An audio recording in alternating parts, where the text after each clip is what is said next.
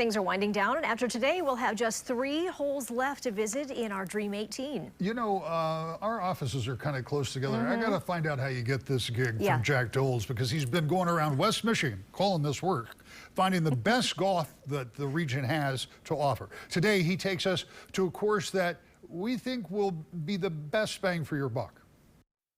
Are you ready to have some fun?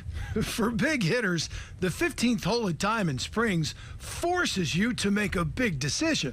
15 is just a great opportunity for our golfers to have a little risk-reward play. There's a lot of options off the tee box that our players get to choose, which I think makes it for an exciting hole. It's only 316 yards from the back tee, which doesn't sound like much, but it's all carry. There's an unforgiving ravine that'll happily swallow up your tee shot if you get too aggressive. Tournament's won and lost here on 15. I mean,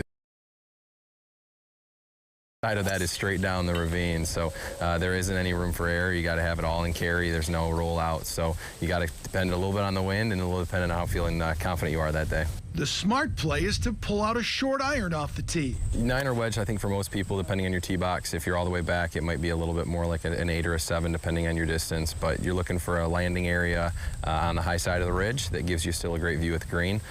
From there, you have most options to be able to attack the pin.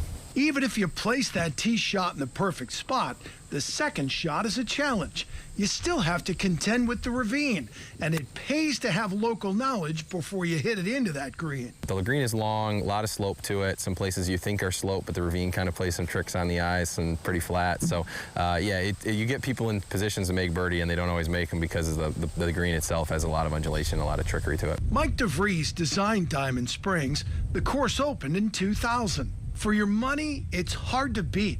$48 for a round of golf with a cart.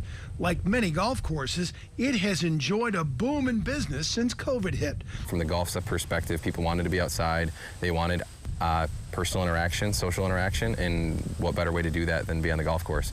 And I think it got a lot of people that maybe have thought golf was one thing and then they needed an outlet, and so they decided to come out and try it, and we get all sorts of people out on the golf course in this last summer, which has been fun. Before they close the books on 2022, they expect over 35,000 rounds of golf to be played. We've been unbelievably busy this year, which is great. Now the game of golf is really growing, and the season in Michigan is short, but it's probably one of the best seasons in the country, so we feel blessed.